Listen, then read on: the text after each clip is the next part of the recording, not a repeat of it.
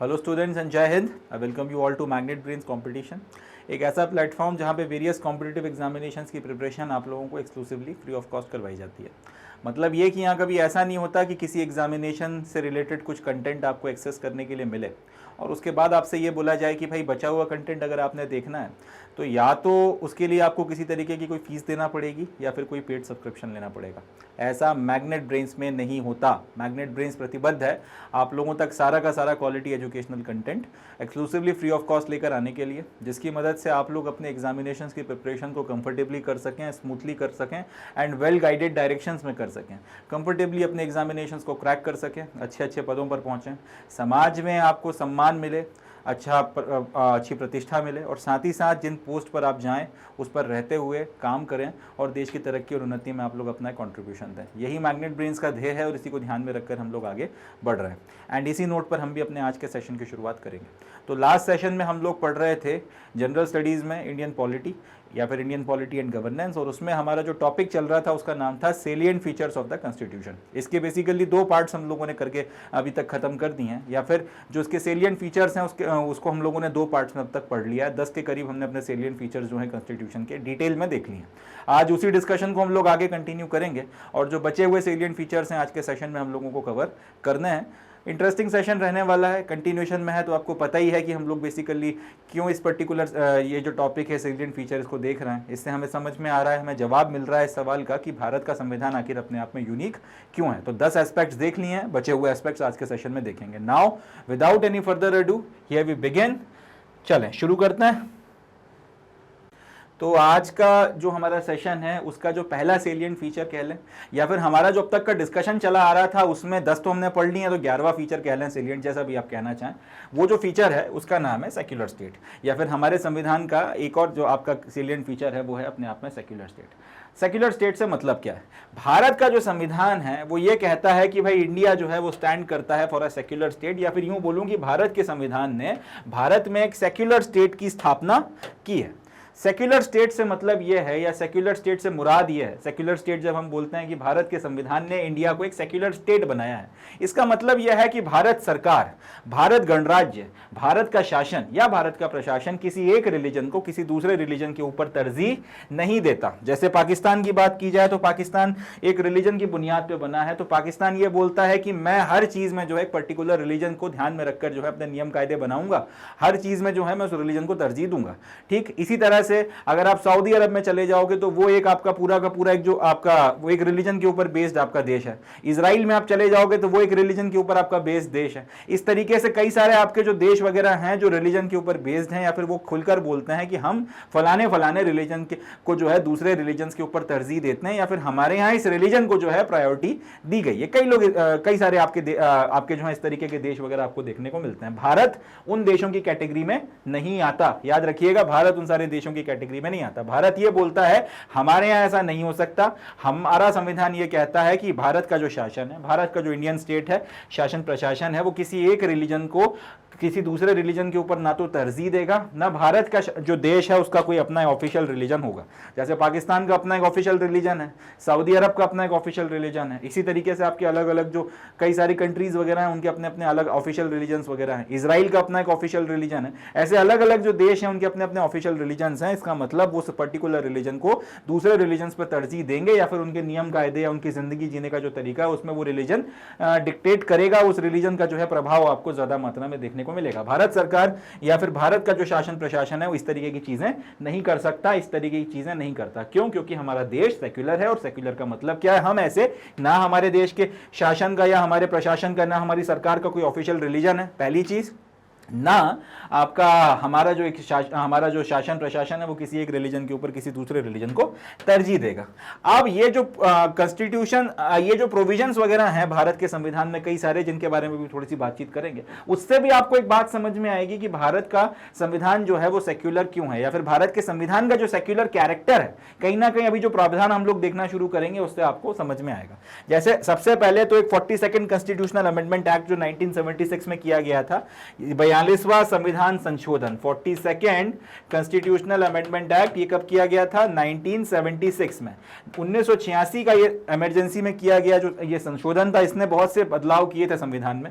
उसमें एक बदलाव ये भी था कि इन लोगों ने सेक्युलर शब्द जो है वो हमारे संविधान में जोड़ा था। तो एक्सप्लिसिटली जो है, इसके पहले तक भारत के संविधान में सेक्युलर शब्द नहीं था, मगर एक्सप्लिसिटली इसका ये भी मतलब नहीं था कि भारत का संविधान मतलब सेक्युलर नहीं है। भारत का संविधान तब भी सेक्युलर था, और कैसे था वो भी हम लोग आगे देखेंगे, मगर एक्सप्लिसिटली जो है भारत के संविधान में सेक्युलर शब्द आपने 42वें संविधान संशोधन की मदद से जोड़ा है। और याद रखना एक बात, 42nd कॉन्स्टिट्यूशनल अमेंडमेंट से बहुत सी चीजें बदली गई थी संविधान में, तो कई जगहों पर इस पर्टिकुलर अमेंडमेंट का जिक्र आएगा। तो आप कंफ्यूज मत होइएगा कि इससे सेक्युलर शब्द जोड़ा था, अब इसी से आप ये बदलाव भी कर रहे हो, उससे वो बदलाव भी कर रहे हो। इस पर्टिकुलर संविधान संशोधन को लाके अंडरस्टैंड बदलाव किए गए थे बहुत सारी चीजों में, तो बार बार इस चीज का जिक्र आता है 42nd कॉन्स्टिट्यूशनल अमेंडमेंट एक्ट। कई बार इसी के चलते आपका जो 42nd कॉन्स्टिट्यूशनल अमेंडमेंट एक्ट है, इसको अपने आप में मिनी कॉन्स्टिट्यूशन बोल दिया जाता है। ठीक है जी, इसको अपने आप में जो है मिनी कॉन्स्टिट्यूशन बोल दिया जाता है। उसकी वजह यही है कि इसके तहत अंडरस्टैंड बदलाव किए गए थे। हर कहीं आपको 42nd कॉन्स्टिट्यूशनल अमेंडमेंट एक्ट देखने को मिलता है, और ये लाइन जोड़ दी जाती है कि इसमें ये बदलाव 42वें संविधान संशोधन ने किया था। तो कंफ्यूज मत होइएगा कि इससे ये भी बदल दिया, वो भी बदल दिया, ये भी बदल दिया। इससे बहुत सी चीजें बदली गई थी, उनमें से एक चीज ये थी कि भारत के संविधान में सेक्युलर शब्द को जोड़ा गया था। सेक्युलर शब्द को जोड़कर एक्सप्लिसिटली हम लोगों ने ये बता दिया, या फिर ये दुनिया के सामने रख दिया कि भारत सरकार का अपना कोई ऑफिशियल रिलीजन नहीं है, हम किसी एक धर्म को किसी दूसरे धर्म के ऊपर तरजीह नहीं देते। अब इसका मतलब ये भी नहीं होता कि सेक्युलर शब्द, यानी कि इससे एक बात समझ में आती है कि जब ओरिजिनल आपका संविधान लिखा गया था 1976 के पहले, जिस दिन ये वर्ड ऐड हुआ होगा, उसके पहले हमारे संविधान में सेक्युलर शब्द नहीं था।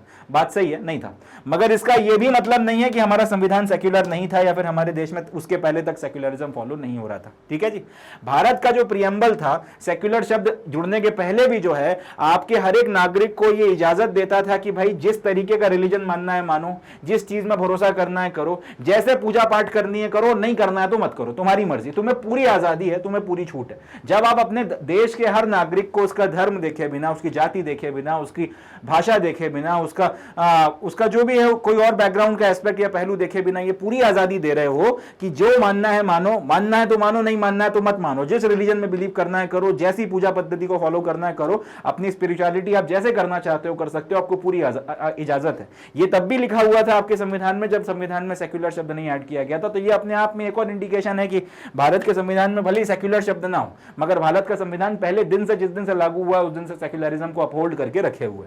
इसी तरह से the state shall not deny to any person equality before the law और equal protection of the law. एक फंडामेंटल राइट है अपने आप में, बाद में डिटेल में पढ़ेंगे। आर्टिकल 14 में राइट टू इक्वालिटी के तहत यह बात लिखी गई है कि भारत का जो राज्य है वो किसी भी व्यक्ति को कानून के सामने बराबरी का अधिकार देने में या कानून का बराबर प्रोटेक्शन देने में किसी तरीके की कोई आनाकानी नहीं कर सकता, रिलीजन के बेसिस पे, कास्ट के बेसिस पे या किसी भी बेसिस पे। याद रखिएगा, the state shall not deny any person equality before the law, यानी कि कानून की नजर में सब बराबर है, कानून के ऊपर कोई नहीं है, ये पर्टिकुलर एस्पेक्ट, या फिर कानून का जो इक्वल प्रोटेक्शन सबको मिला हुआ है। इसको बाद में डिटेल में पढ़ेंगे कि भारत में जो भी कानून बनता है वो दो चीजें करता है, एक तो सबके ऊपर बराबरी से लागू होता है, और दूसरी चीज ये कि अगर वो किसी तरीके का प्रोटेक्शन देता है तो फिर वो सबको बराबरी से देता है। ठीक है जी, ये उसमें फिर आपका आनाकानी नहीं करता कि ये किसी को ज्यादा कर दिया, किसी को कम कर दिया, किसी के फेवर में हो गया, किसी के अगेंस्ट चला गया, ऐसी हरकतें नहीं होती हैं। तो भारत का जो भी कानून है वो आपको बराबरी देगा, एक तो इक्वालिटी देगा, दूसरा आपको इक्वल प्रोटेक्शन देगा। इन दोनों बातों का आपका ध्यान रखना है, और इसमें किसी तरीके का कोई जो है भेदभाव नहीं हो सकता। अब अगर आप अपने देश में नागरिकों को कानून की नजर में सबको बराबर मान रहे हो और सबको बराबर प्रोटेक्शन दे रहे हो, धर्म, जाति, मत, मजहब देखे बिना, इसका मतलब यह है कि आप एक्सप्लिसिटली सेक्युलर हो। सेक्युलरिज्म का ये कांसेप्ट है कि किसी में कोई भेदभाव नहीं हो रहा। The state shall not discriminate against any citizen on the grounds of religion. अब ये भी क्लियर कट लिखा है कि धर्म के आधार पर राज्य किसी के साथ में आपका भेदभाव नहीं कर सकता। अब ये भी अगर आपने कह दिया, फिर वही बात आ जाती है कि आप सेक्युलरिज्म को अपहोल्ड करके रख रहे हो, किसी एक रिलीजन को किसी दूसरे रिलीजन पर तरजीह नहीं दे रहे, या फिर किसी एक रिलीजन के मानने वालों को किसी दूसरे रिलीजन के मानने वालों पर तरजीह नहीं दे रहे। Equality of opportunity for all citizens in matter of public employment. सरकारी नौकरी के मसलों में सारे नागरिकों को इक्वालिटी है, सबको बराबर का मौका मिलेगा। आर्टिकल 16 ये बात कहता है। अब ये जो equality of opportunity to all citizens in matters of public employment की बात की गई है, ये फिर अपने आप में जो है बराबरी की बात कर रहा है, सबको समानता के साथ ट्रीट करने की बात कर रहा है। फिर ये एक एग्जांपल है कि ये आपके रिलीजन, धर्म, मजहब को नहीं देख रहा नौकरी देते वक्त में आपको सरकारी। इसका मतलब क्या हुआ, ये एक्सप्लिसिटली जो है अपहोल्ड कर रहा है इस चीज को, सेक्युलरिज्म के कंसेप्ट को। ठीक है जी, All persons are equally entitled to freedom of conscience and the right to freely profess, practice and propagate their any religion. Article 25 इसमें ये बात कही गई है कि आप हर व्यक्ति जो है पूरी तरह से आजाद है, जो रिलीजन मानना है माने, उसका प्रचार प्रसार करने के लिए भी आजाद है, हर चीज के लिए जो है आजाद है। तो आपको ये फ्रीडम भी दी गई है। इसमें ये नहीं बोला गया कि एक रिलीजन जो है वो प्रचार प्रसार कर सकता है, दूसरे रिलीजन जो है प्रचार प्रसार नहीं कर सकते, ऐसी तो कहीं कोई बात नहीं की गई है। सबको बराबरी से बोला गया कि जो मानना है मानो, जिस पर्टिकुलर चीज में बिलीव करना है आपके कॉन्साइंस में करो, जो रिलीजन प्रोपेगेट करना है, प्रैक्टिस करना है, पूरी आजादी है आपको। कई जगहों पे इसका खैर गलत इस्तेमाल भी हो जाता है, उस पर भी लोग शिकायतें करते हैं, वो बात की बात है, वो अलग मसला है। मगर फिर वही बात कि ये नहीं बोला कि एक पर्टिकुलर रिलीजन या मेजॉरिटी का कोई रिलीजन जो है वो ही सिर्फ ये काम कर सकते हैं, माइनॉरिटी का रिलीजन या सेकंड लार्जेस्ट मेजॉरिटी के रिलीजन वगैरह ऐसा नहीं कर सकते। इस तरीके की चीजें नहीं की गई हैं, ठीक है जी, ध्यान रखिएगा यहां पर। तो इससे क्लियर समझ में आता है कि किसी तरीके का कोई आप ये कह सकते हैं भेदभाव किसी के साथ में धर्म के आधार पर, जाति के आधार पर, मजहब के आधार पर आपको देखने को नहीं मिलता।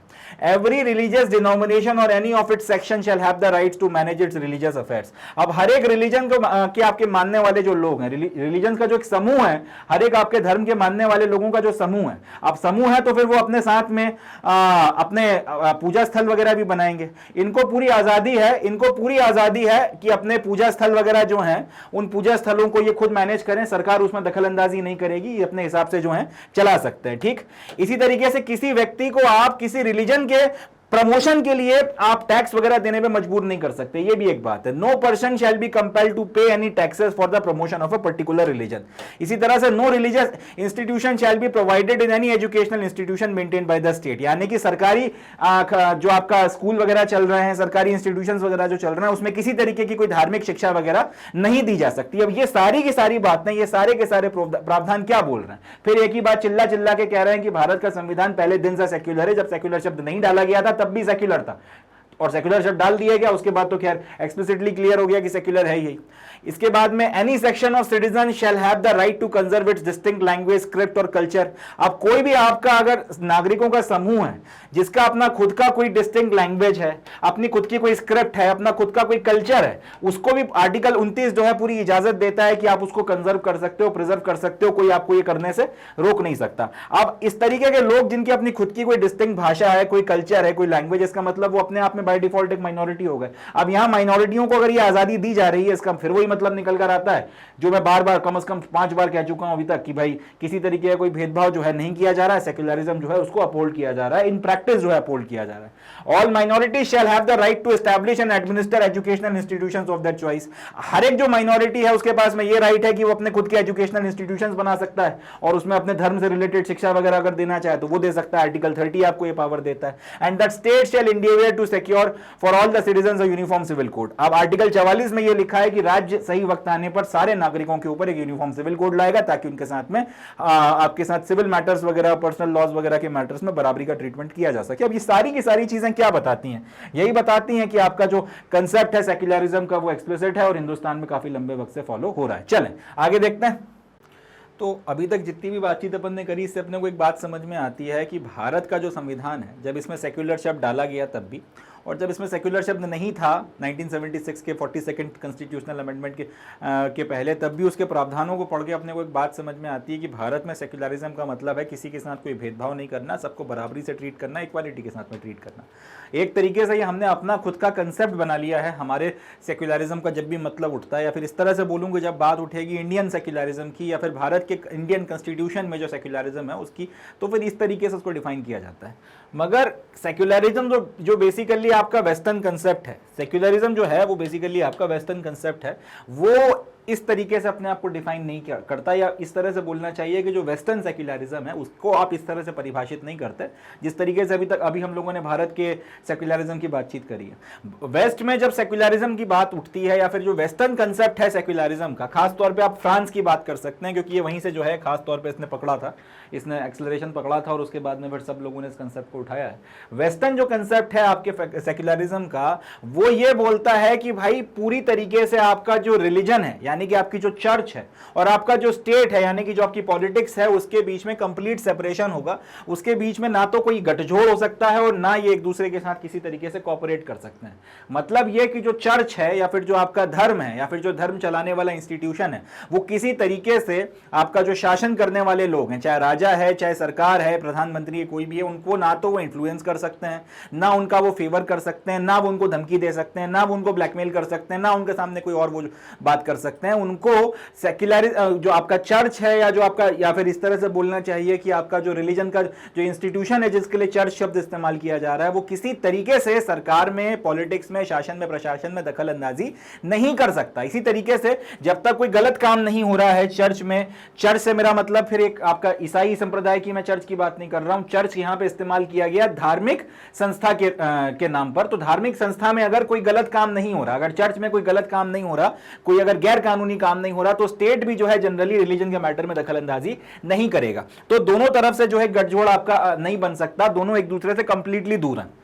अगर आप चर्च हो तो आप पॉलिटिक्स में या फिर आप शासन प्रशासन में पावर में नहीं हो, और अगर आप शासन प्रशासन या पॉलिटिक्स में हो तो फिर आप चर्च में नहीं आ सकते। दोनों का आपस में कोई रिलेशनशिप नहीं हो सकता, दोनों के बीच में किसी तरीके का कोई संबंध नहीं हो सकता। ये जो है आपका वेस्टर्न कंसेप्ट है सेक्युलरिज्म का। यही कंसेप्ट क्यों है, इसकी वजह है सेक्युलरिज्म की जो पूरी की पूरी कहानी है ये कहीं ना कहीं फ्रांस वगैरह से शुरू होती है, या सबसे ज्यादा जो सेक्युलरिज्म के कंसेप्ट के ऊपर काम हुआ सबसे पहले जिन्होंने अडॉप्ट किया और जिन्होंने प्रचार प्रसार किया वो फ्रेंच सोसाइटी थी। वहां पे चर्च का इतना दखल था, वहां पे चर्च की इतनी दखल अंदाजी थी और उसके चलते आपके जो जनता थी कहीं ना कहीं वो बुरी तरह से पिस रही थी, उनका काफी ज्यादा शोषण होता था, काफी अत्याचार होता था। अल्टीमेटली वो खड़े हुए, फ्रेंच रिवॉल्यूशन हुआ, 10 चीजें हुई। फाइनली जब ये सेक्युलरिज्म का कंसेप्ट अडॉप्ट किया गया, संविधान बनाया गया, तब ये डिसाइड किया गया कि आपका जो रिलीजन है वो किसी तरीके से आपकी पॉलिसीज में, आपकी पॉलिटिक्स में, शासन में, प्रशासन में इंटरफेयर नहीं कर सकता, चाहे दुनिया इधर की उधर हो जाए। इसी तरह से जब तक रिलीजियस इंस्टीट्यूशन में कोई गलत काम नहीं हो रहा है तब तक स्टेट भी जो उनके मैटर्स में दखलंदाजी नहीं करेगा। इस तरीके का जो कंसेप्ट बना हुआ था कंप्लीट सेपरेशन ऑफ रिलीजन या फिर चर्च एंड स्टेट, ये आपका वेस्टर्न कंसेप्ट है। अब भारत का जो देश है, अब ये कंसेप्ट वहां पर इसलिए चल गया क्योंकि यूरोप पूरा का पूरा प्रीडोमिनेंटली क्रिश्चियन है, वहां पे एक ही रिलीजन है, उसी रिलीजन के मानने वाले लोग हैं, तो एक रिलीजन की आपकी संस्था हो गई, और उसी रिलीजन के मानने वाले लोगों का जो है एक रिलीजन की आपकी संस्था हो गई चर्च, और उसी रिलीजन के मानने वाले लोग जो है शासन प्रशासन चला रहे हैं। तो दोनों में आपने जो है आपने एकदम डिफरेंस कर दिया, चर्च से हो तो फिर आप पॉलिटिक्स में नहीं, और पॉलिटिक्स में हो तो चर्च में नहीं, आपने ये बात कर दी और ये कंसेप्ट वहां पर खूब चला, आज तक चल रहा है, सही चीज है। मगर हिंदुस्तान की बात, ये अपने आप में एक बड़ा नेगेटिव कंसेप्ट है, ठीक है जी, कि आपको किसी को किसी से दूर करना पड़ रहा है ताकि आप ठीक तरीके से सेक्युलरिज्म इंश्योर कर पाए, ये बड़ा नेगेटिव कंसेप्ट है। ये जो नेगेटिव कंसेप्ट है हमारे देश में इसलिए लागू नहीं हो सकता, या फिर हमारे देश में ये इसलिए एप्लीकेबल नहीं हो सकता कि भारत में कोई एक रिलीजन प्रीडोमिनेंट नहीं है, भारत मल्टी रिलीजियस है, हमारे यहाँ कई सारे रिलीजन को मानने वाले लोग हैं। तो आप ये नहीं कर सकते जिस तरीके से आपने वेस्ट में किया है कि आपने कंप्लीट सेपरेशन कर दिया रिलीजन और पॉलिटिक्स का, या फिर चर्च एंड आपका जो पावर है उसको पूरी तरह से आपने, ये चर्च और स्टेट को आपने पूरी तरह से अलग अलग कर दिया, बोला कि कोई गठजोड़ नहीं हो सकता। आप इस तरीके की जो बातचीत है, इस तरीके की जो आप कह सकते हैं, इस तरीके का जो डिस्कशन वगैरह है, इस तरीके के जो कंसेप्ट को इंडिया में लागू नहीं कर सकते। एक तो ये कंसेप्ट अपने आप में नेगेटिव है कि आपको प्रतिबंध लगाना पड़ रहा है कि तुम ये हो तो तुम ये नहीं कर सकते, तुम ये हो तो ये नहीं कर सकते। इस तरीके के नेगेटिव कंसेप्ट के एक तो ये अपने आप में कंसेप्ट नेगेटिव है। दूसरा, हिंदुस्तान की सोसाइटी मल्टी रिलीजियस है, इसमें एक रिलीजन के मानने वाले लोग नहीं है, जैसा प्रीडोमिनेंटली यूरोप में था कि सबके सब ईसाई थे या सबके सब क्रिश्चियन थे, तो फिर आपने ये कंसेप्ट लागू कर दिया और ये चल गया। यहां पर ये चल नहीं पाएगा। इसलिए भारत के संविधान ने इस तरीके के नेगेटिव सेक्युलरिज्म को ना लेकर उन्होंने एक पॉजिटिव कंसेप्ट लिया सेक्युलरिज्म का। उन्होंने ये बोला कि इज्जत तो सारे रिलीजन्स को बराबर देंगे, सारे के सारे रिलीजन्स को बराबरी से ट्रीट करेंगे, और हमने देखा कि जितने भी आपके प्रावधान है वहां पे दिख रहा है कि सारे रिलीजन्स को या फिर सारे रिलीजन्स के मानने वालों को बराबरी से ट्रीट किया जा रहा है, इसमें कोई शक की बात नहीं है। सारे के सारे रिलीजन्स को प्रोटेक्शन भी हम लोग इक्वली देंगे, मगर किसी रिलीजन का हम लोग फेवर नहीं करेंगे, किसी एक रिलीजन के मानने वालों को हम लोग किसी तरीके का कोई फायदा नहीं पहुंचाएंगे। ये जो है हमारे यहां पॉजिटिव कंसेप्ट ऑफ सेक्युलरिज्म जो है इसके रूप में निकल कर आया। चले आगे बढ़ते हैं। इसके अलावा एक बात और याद रखनी है कि हम लोगों के देश में सेपरेट इलेक्टोरेट के नाम पर अंग्रेजों ने एक प्रयोग किया था, और इसके तहत कम्युनल रिप्रेजेंटेशन जो है वो दिया जाता था। कम्युनल रिप्रेजेंटेशन में सेपरेट इलेक्टोरेट्स क्या होते हैं हमने डिटेल में बातचीत कर रखी है। रिलीजन के बेसिस पर जो है सेपरेट इलेक्टोरेट्स बांटे गए थे। 1909 से ये कहानी शुरू हुई थी, और इसके चलते देश का बंटवारा हो गया, समाज में बहुत जहर पड़ गया, बहुत वैमनस्य आ गया। आपकी एक कम्युनिटी दूसरे के खिलाफ हो गई, तो काफी ज्यादा जो है लड़ाई झगड़े आपको देखने को मिले, जमकर राइट्स हुए, 50 चीजें हो गई। तो हम लोगों को इतना समझ में आ गया था कि जो सिस्टम ऑफ कम्युनल रिप्रेजेंटेशन था, जिसमें रिलीजन के बेसिस पर आपको जो है रिजर्वेशन दिया जाता था सीट्स वगैरह में, लेजिस्लेचर वगैरह में, ये चीज बहुत आप कह सकते हैं विघटनकारी है। ये चीज जो है सेपरेटिज्म को बढ़ावा देती है, देश को तोड़ने की तरफ ले गई, इसने देश के 2 टुकड़े करवा दिए। इसलिए ये कंसेप्ट हमारे देश में नहीं चलेगा, इसको हम लोग बर्दाश्त नहीं कर सकते, ये चीज जो है एक्सेप्टेबल नहीं है। नतीजा क्या हुआ, ये जो नेगेटिव कंसेप्ट, ये जो आपका सिस्टम ऑफ कम्युनल रिप्रेजेंटेशन था कि धर्म के आधार पर जो है आप किसी को रिजर्वेशन वगैरह दे रहे हो लेजिस्लेचर में, ये कहानी हम लोगों ने अपने देश में खत्म कर दी। हालांकि आपके एससी एसटीज वगैरह की जो आपकी कम्युनिटीज हैं, शेड्यूल कास्ट या शेड्यूल ट्राइब्स, उनके लिए जरूर हम लोगों ने टेम्पररी बेसिस पर रिजर्वेशन ऑफ सीट्स वगैरह जो है किया हुआ है। और उसमें भी ये नहीं है कि आपके मतलब जैसे आपका सेपरेट इलेक्टोरेट का कंसेप्ट था कि जिस रिलीजन का सेपरेट इलेक्टोरेट है सिर्फ उसी का बंदा खड़ा होगा और उसी के लोग वोट डालेंगे। एससी एसटीज के लिए अगर सीट रिजर्व्ड है तो भले ही एससी एसटी का बंदा ही खड़ा हो सकता है, मगर वोट सबके सब लोग करते हैं। तो सेपरेट इलेक्टोरेट अभी भी नहीं है, रिजर्वेशन भले ही आप एससी एसटीज को दे रहे हो टेम्पररीली, या अभी भी जनरल इलेक्टोरेट है। यहां पर ये सेपरेट इलेक्टोरेट इस सेंस में था या कम्युनल इलेक्टोरेट इस सेंस में था कि एक ही रिलीजन का मानने वाले लोग खड़े होंगे, उसी रिलीजन के मानने वाले लोग वोट देंगे। तो ये जो कंसेप्ट वगैरह था ये एक्सेप्टेबल नहीं था, इसलिए ये चीज खत्म की गई है। इसने देश बंटवा दिया, इसने देश के टुकड़े करवा दिए। मगर हाँ, रिजर्वेशन वगैरह अभी भी चल रहा है, बट वो जनरल इलेक्टोरेट के तहत ही, जो लड़के वगैरह हैं आपके रिजर्व सीट्स पर भी वो जनरल इलेक्टोरेट के तहत चुनकर आते हैं। चलें आगे बढ़ते हैं। ये जो है अब अपना सेक्युलर स्टेट का जो सेलिएंट फीचर था वो खत्म हुआ। अब जो नेक्स्ट अपना सेलिएंट फीचर है आज के डिस्कशन में, आप इस तरह से कह लेंगे दूसरा सेलिएंट फीचर, और हमारी जो ये सेलिएंट फीचर्स का डिस्कशन जो पिछले 2 लेक्चर से चला आ रहा है उसके सीक्वेंस में देखें तो 12वां जो सेलिएंट फीचर है इसका नाम है यूनिवर्सल एडल्ट फ्रेंचाइज। अब इसके बारे में थोड़ी सी बातचीत हम लोग करेंगे। चलें देखते हैं सर, यूनिवर्सल एडल्ट फ्रेंचाइज का क्या मतलब है, पहले तो ये समझना पड़ेगा। यूनिवर्सल एडल्ट फ्रेंचाइज में जो एडल्ट फ्रेंचाइज आ रहा है या फ्रेंचाइज जो शब्द आ रहा है इसका क्या मतलब है। फ्रेंचाइज शब्द का मतलब होता है वोट देने का अधिकार।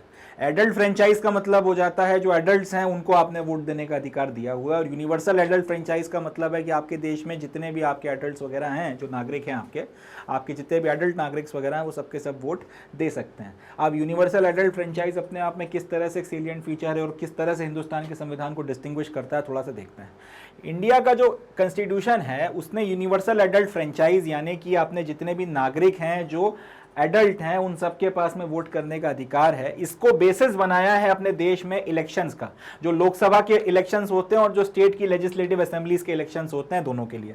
सामान्य भाषा में बोलूं तो भाई वो इलेक्शन जिसकी मदद से आपकी केंद्र सरकार चुनी जाती है या प्रधानमंत्री चुना जाता है, और राज्यों के वो इलेक्शन जिनकी मदद से आपकी राज्य सरकारें या फिर आपका मुख्यमंत्री चुना जाता है। उन इलेक्शंस का आधार जो है भारत के संविधान ने किसको बनाया है, उन इलेक्शंस का आधार भारत के संविधान ने बनाया है यूनिवर्सल एडल्ट फ्रेंचाइज को। यूनिवर्सल एडल्ट फ्रेंचाइज का मतलब क्या, आपके जितने भी एडल्ट सिटीजन्स वगैरह हैं, एडल्ट आपके यहाँ कब हो जाते हैं 18 साल पे, यानी 18 या 18 साल से ज्यादा के जितने भी आपके सिटीजन्स वगैरह हैं वो सबके सब वोट डालने का अधिकार रखते हैं। और उनके वोट की मदद से ही जो है आपकी या तो लोकसभा के इलेक्शंस वगैरह के नतीजे निकल कर आएंगे और आपके राज्यसभा आपके जो राज्य की आपकी जो लेजिस्लेटिव असेंबलीज हैं, विधानसभाएं जो है इनके आपके नतीजे वगैरह निकल कर आएंगे।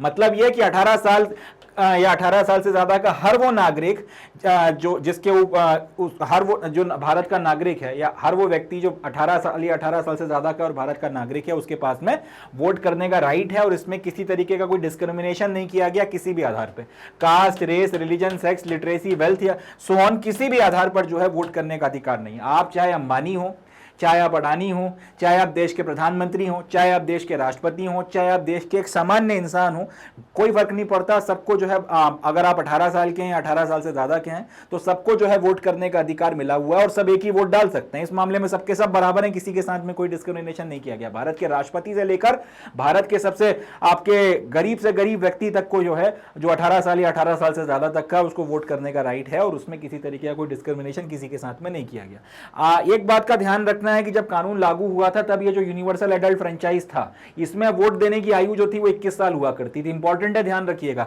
वोट देने की आयु 21 साल हुआ करती थी जब देश आजाद हुआ था तब। बाद में राजीव गांधी सरकार थी शायद 61st, उन्होंने आपका 61st कॉन्स्टिट्यूशनल अमेंडमेंट एक्ट किया था 1988 में, और उसकी मदद से आपका वोटिंग एज जो है घटाकर 18 साल कर दी गई। 21 साल से घटाकर 18 साल की गई 1989 में। और किसकी मदद से की गई, 61st कॉन्स्टिट्यूशनल अमेंडमेंट एक्ट जो 1988 में पास किया गया था। तो याद याद रखिएगा इस बात को, भारत का जब संविधान बना था तो यूनिवर्सल एडल्ट फ्रेंचाइज यानी कि वोट देने का अधिकार तब से ही लागू है, मगर तब यूनिवर्सल एडल्ट फ्रेंचाइज की एज 21 साल थी, उसको घटाकर 18 साल बाद में 1989 में किया गया था। चले आगे बढ़ते हैं।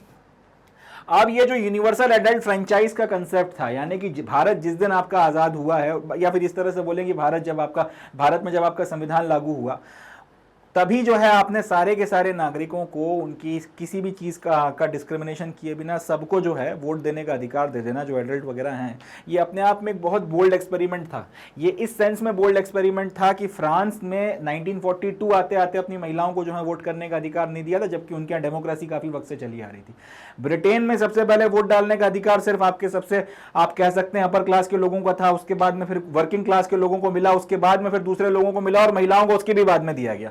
यानी कि आपके सो कॉल्ड जो सिविलाइज्ड यूरोपियन कंट्रीज हैं, उन्होंने भी अपने सारे नागरिकों को एक साथ इकट्ठा जो है सबको एक साथ बराबरी से वोट करने का अधिकार नहीं दिया गया। धीरे धीरे जो है उन्होंने सब लोगों को वोट करने के अधिकार दिए हैं। तो ये जो अपने आप में एक एक्सपेरिमेंट था कि पहले दिन से कोई फर्क नहीं पड़ता पढ़े लिखे हो नहीं पढ़े लिखे, क्या स्थिति है, क्या रिलीजन है, क्या रेस है, क्या कास्ट है, किस तरीके के विचारों में भरोसा करते हो नहीं करते हो, डजंट मैटर। सबको अगर 18 साल या अगर 21 साल या 21 साल से ज्यादा के थे ना जब आपका संविधान लागू हुआ था, उस वक्त में जो है आपको वोट करने का अधिकार दे दिया गया। बाद में फिर वो कम करके 18 साल किया गया था 1989 में, मगर ये अपने आप में बहुत बोल्ड एक्सपेरिमेंट माना गया है। वजह ये थी, और ये रिमार्केबल भी अपने आप में, इसकी वजह ये थी कि आपका देश एक तो छोटा मोटा नहीं है, यूरोप के देश तो फिर भी बहुत एरिया वाइज देखोगे तो इतने बड़े नहीं है, या पॉपुलेशन वाइज देखोगे तो इतने बड़े नहीं है। हिंदुस्तान का एक तो साइज अंशण बहुत बड़ा है, पूरा का पूरा सब कॉन्टिनेंट के नेचर का आपका साइज है। दूसरा पॉपुलेशन बहुत ज्यादा है, भयंकर गरीबी हुआ करती थी जब हमारे देश आजाद हुआ था, बहुत बुरी स्थितियों में हमको जो है अंग्रेज छोड़ के गए थे। सोशल इनइक्वालिटीज जो थी बहुत ज्यादा थी, अब तो खैर बहुत ज्यादा जो चीजें हैं कम हो गई हैं जैसे जैसे एजुकेशन हुआ, मगर सामाजिक तौर पर भेदभाव था। जो हिंदुस्तान की हकीकत है वो है 1947, 48, 49, 50 में जब संविधान लागू हुआ है, भयानक बुरी स्थितियां हिंदुस्तान की हुआ करती थी, और भयानक तौर पर भयंकर रूप से लोग जो थे इलिटरेट थे, पढ़े लिखे थे ही नहीं, अंगूठा छाप या निरक्षर आप जो कहते हैं, उनकी वो स्थिति हुआ करती थी। तो उनको ये भी नहीं पता होता था कई बार कि वोट जो कर रहे हैं, जिस आपको व्यक्ति को कर रहे हैं, उसका नाम क्या है क्या नहीं है। कई बार ऐसी भी स्थितियां आई हैं, आपने वोट डाल दिया, आपको पता ही नहीं कैंडिडेट क्या। ऐसी परिस्थितियों में भी इतना तगड़ा या इतना जबरदस्त या इतना बोल्ड एक्सपेरिमेंट करना कि सबको बराबरी से वोटिंग के राइट दे दिए, अपने आप में बहुत डेयरिंग काम था, ठीक है जी। मगर इससे फायदा भी हुआ है। लोगों को पता था कि ये बहुत दिक्कतें आएंगी शुरुआती 10 साल में, 15 साल में, 20 साल में, मगर लोगों को एक तो आदत पड़ेगी, और कहीं ना कहीं ये आपके देश में लोकतंत्र की जड़ें इतनी मजबूत कर देगा कि उसके बाद में कोई कोशिश भी कर ले तो उन लोकतंत्र की जड़ों को निकाल नहीं सकता।